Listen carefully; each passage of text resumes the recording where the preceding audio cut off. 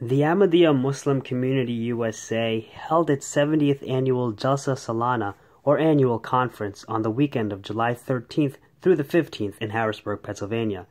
Nearly 10,000 delegates attended the nation's oldest and longest-running Muslim convention from all across the U.S., as well as 37 other countries, including one from China, a first for the convention. The convention began with the Muslim Friday prayer, followed by speeches from various scholars of the community.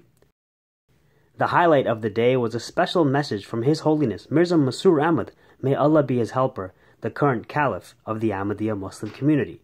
On a practical basis, it is necessary for you to focus on heightening and consolidating your standards of worship and in observing your daily prayers.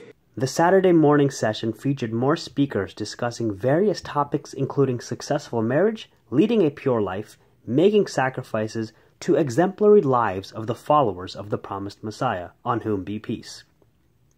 The guest session took place on Saturday afternoon. It was a platform for discussing efforts to combat extremism and promote the theme of justice, the foundation for lasting peace. Absolute justice is just the beginning. These are baby steps. There's something more than absolute justice. And absolute justice can only be achieved when we don't have personal interest attached to it. Above absolute justice is ihsan, that is doing good to another person without any condition attached to it. The Holy Quran teaches us that if you do a favor to another person and you remind them of that favor, there's no reward for that. It gets taken away from you. The guests were escorted through the national exhibition of the Ahmadiyya Muslim community, highlighting its inception in 1889 through the various worldwide tours of the current Caliph of the Ahmadiyya Muslim community. Hazrat Mirza Masroor Ahmad, may Allah be his helper, has been delivering the true message of Islam to global audiences. Some of the Islamic principles he has focused on recently include loyalty, freedom, justice, and peace. The formal guest session featured many prominent civic, political, and religious leaders from across the country.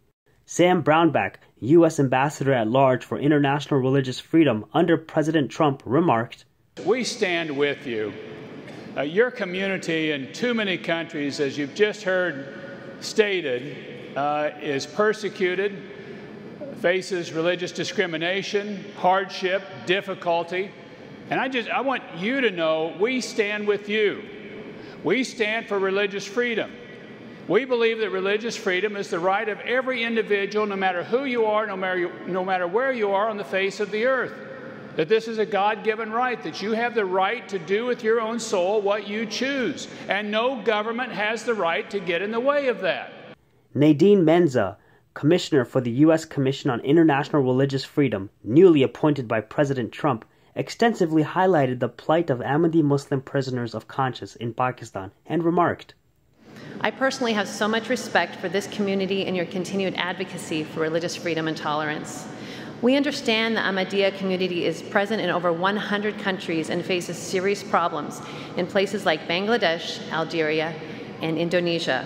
The ability to pray in mosques and identify as Muslims continues to be an issue for Ahmadis around the world."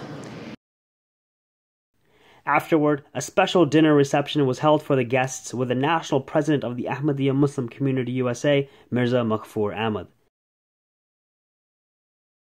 The nearly 5,000 ladies attending the convention conducted their separate program of speeches and presentations on Saturday. The convention came to a close on Sunday with more prominent speakers, including the president of the Ahmadiyya Muslim Community USA. The three-day event was also live-streamed, reaching nearly 10,000 more people in 50 countries. The coverage was provided by an all-volunteer team.